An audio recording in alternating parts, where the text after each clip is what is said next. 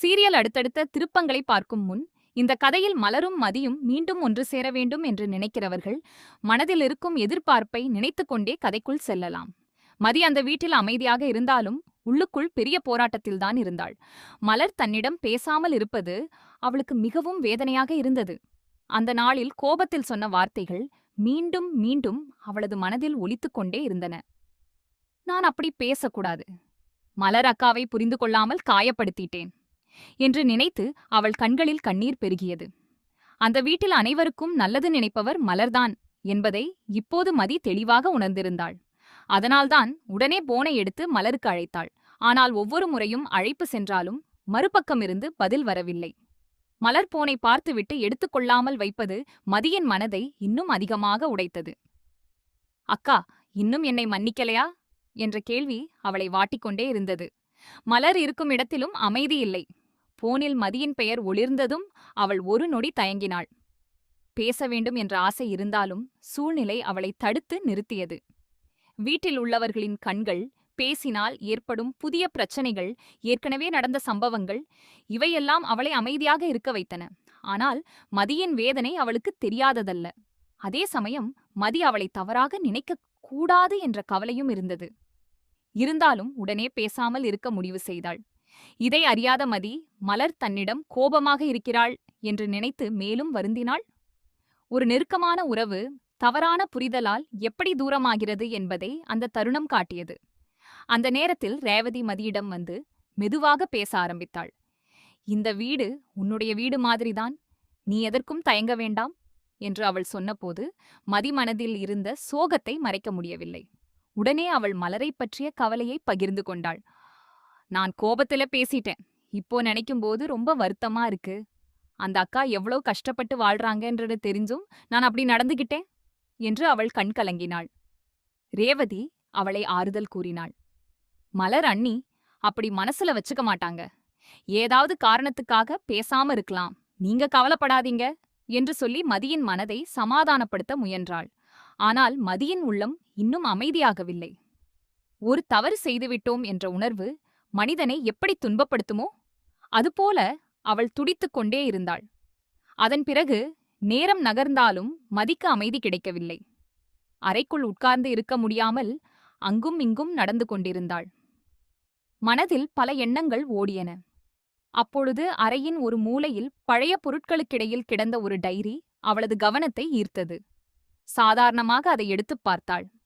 ஆனால் அதன் முதல் சில பக்கங்களையே படித்ததும் அவளது முகம் வெண்மையாக மாறியது. ஏனெனில் அது சாதாரண டைரி அல்ல. தங்கராஜின் தங்கையின் கையெழுத்தில் எழுதப்பட்ட தனிப்பட்ட குறிப்புகள் நிறைந்த டைரி. பல வருடங்களாக மறைக்கப்பட்டிருந்த உண்மைகள் அதில் ஒவ்வொரு வரியிலும் உயிர் பெற்று நின்றன. மதி படிக்க படிக்க அவளது மூச்சே நின்றுவிடும் அளவுக்கு அதிர்ச்சியடைந்தாள். அந்த டைரியில் தங்கராஜின் தங்கை தனது காதல், தனது ஆசைகள், தனது பயங்கள் அனைத்தையும் எழுதியிருந்தாள். நான் விரும்பிய மனிதரை திருமணம் செய்ய வேண்டும் என்று நினைத்தேன். ஆனால் என் விருப்பத்தை யாரும் கேட்கவில்லை என்று அவள் எழுதியிருந்தாள்.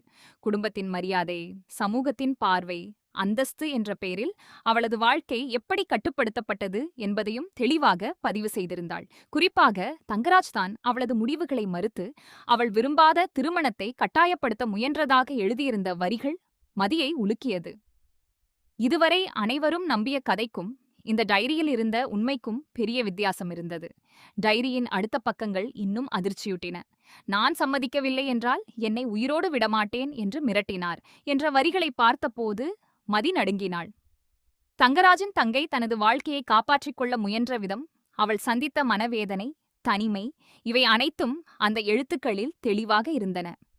மேலும் திருமணம் நின்று போன பிறகும் அவள் மகிழ்ச்சி அடைந்ததாகவும் தன்னுடைய காதலை திருமணமாக மாற்றிக்கொள்ள வேண்டும் என்று கனவு கண்டதாகவும் எழுதியிருந்தாள். ஆனால் அதற்கும் தடையாக நின்றது மீண்டும் தங்கராஜ்தான் என்று குறிப்பிட்டிருந்தாள். இந்த தகவல்கள் அனைத்தும் மதியின் மனதில் ஒரு பெரிய சந்தேகத்தை எழுப்பின. இது உண்மையிலேயே தற்கொலையா, இல்லை இதற்கு பின்னால் இன்னும் பெரிய மர்மமா என்று அவள் சிந்திக்க ஆரம்பித்தாள். உண்மையை மறைக்காமல் வெளிக்கொணர வேண்டும் என்று முடிவு செய்த மதி அந்த டைரியை எடுத்துக்கொண்டு தங்கராஜின் அம்மாவிடம் சென்றாள். ஆரம்பத்தில் அவர்கள் எதையும் புரிந்து கொள்ளவில்லை. ஆனால் டைரியை திறந்து சில பக்கங்களை படித்தவுடன் அவர்களின் கைகள் நடுங்க ஆரம்பித்தன. இது என் மகளோட கையெழுத்து என்று அவர்கள் கதறினர். பல வருடங்களாக தங்கள் மனதில் பதிந்திருந்த நம்பிக்கை அங்கே சிதறி விழுந்தது. மகள் காதல் தோல்வியால் உயிரை மாய்த்துக் கொண்டாள் என்று நினைத்திருந்தார்கள். ஆனால் இப்போது அவள் சந்தித்த அழுத்தங்கள், மிரட்டல்கள், வேதனைகள் அனைத்தும் அவர்களது கண்முன்னே வந்தன. தாயின் இதயம் அந்த உண்மையை தாங்க முடியாமல் உடைந்தது. ரேவதியும் அந்த டைரியை படித்தாள்.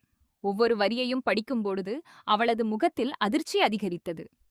இத்தனை நாளா நாமெல்லாம் வேற மாதிரி நினைச்சிட்டு இருந்தோமா என்ற கேள்வி அவளை கலங்க வைத்தது. தங்கராஜ் கூறிய கதைகளையும் இந்த டைரியில் இருந்த உண்மைகளையும் ஒப்பிட்டு பார்த்தபோது பல விஷயங்கள் பொருந்தவில்லை. அதனால் அவளும் மதியின் சந்தேகத்தை ஏற்றுக்கொண்டாள்.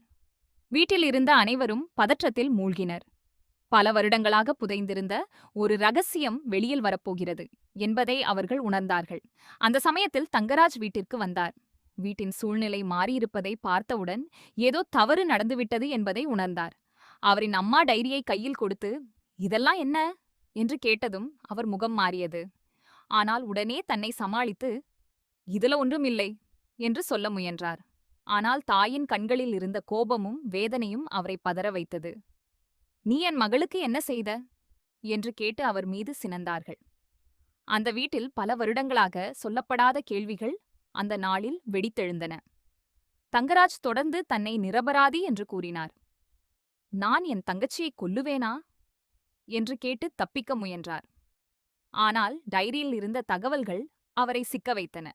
அவருடைய அம்மா, "அவள் விருப்பத்தை நீ ஏன் மதிக்கல?" என்று கேட்டு அழுதார்கள். குடும்பத்தின் பெயர், அந்தஸ்து, மரியாதை என்று சொல்லிக்கொண்டு ஒரு பெண்ணின் வாழ்க்கையை அழித்து விட்டாயா என்ற குற்றச்சாட்டு நேராக அவர் மீது விழுந்தது.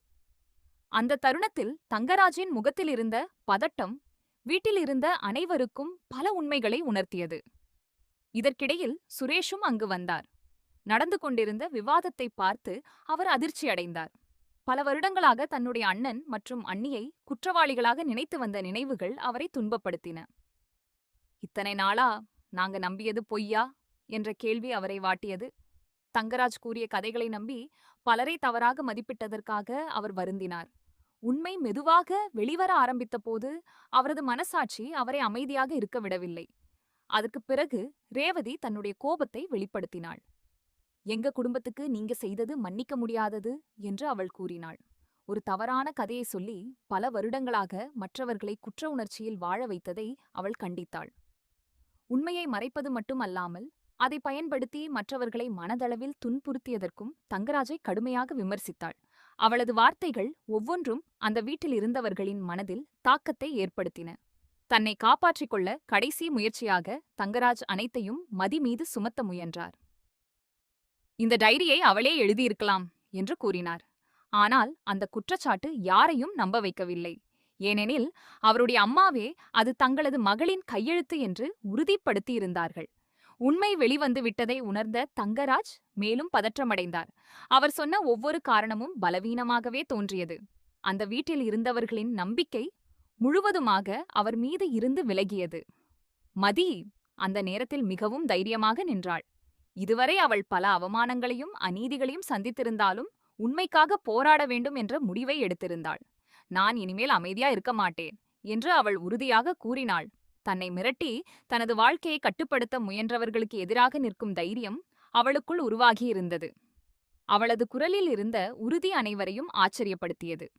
ஒரு சாதாரண பெண்ணாக இருந்த மதி அந்த தருணத்தில் உண்மைக்காக போராடும் வீரங்கனையாக மாறியிருந்தாள். தங்கராஜின் அம்மா கண்ணீருடன் மதியை பார்த்தார்கள். "நீ இல்லையென்றால் இந்த உண்மை எங்களுக்கு தெரியாமலே போயிருக்கும்" என்று அவர்கள் கூறினார்கள். மகளின் மரணத்திற்குப் பின்னால் இருந்த இருண்ட உண்மையை வெளிச்சத்திற்கு கொண்டு வந்ததற்காக அவர்கள் மதியிடம் நன்றியுணர்வு கொண்டார்கள். அதே நேரத்தில் பல வருடங்களாக தவறான நம்பிக்கையில் வாழ்ந்ததற்காக அவர்களின் மனம் உடைந்தது. ஒரு தாயின் துயரம், ஒரு குடும்பத்தின் சிதைந்த நம்பிக்கை, மறைக்கப்பட்ட உண்மை, இவை அனைத்தும் அந்த வீட்டை கனமான அமைதியில் மூழ்கடித்தன. இனி இந்த கதையில் என்ன நடக்கும் என்பது மிகப்பெரிய கேள்வியாக மாறுகிறது. தங்கராஜ் உண்மையிலேயே செய்த தவறுகளுக்கான தண்டனையை சந்திப்பாரா? மதி தனது போராட்டத்தில் வெற்றி பெறுவாளா? மலரும் மதியும் மீண்டும் ஒன்றாகி ஒருவருக்கொருவர் ஆதரவாக நிற்பார்களா? பல வருடங்களாக மறைக்கப்பட்ட உண்மைகள் இன்னும் வெளிவருமா? இந்த சம்பவத்திற்குப் பிறகு ஒவ்வொரு உறவிலும் பெரிய மாற்றங்கள் ஏற்படப் போகின்றன என்பது மட்டும் உறுதி. உண்மை வெளிச்சத்திற்கு வந்துவிட்டது. ஆனால் அந்த உண்மை கொண்டு வருட புயல் இன்னும் ஆரம்பமே.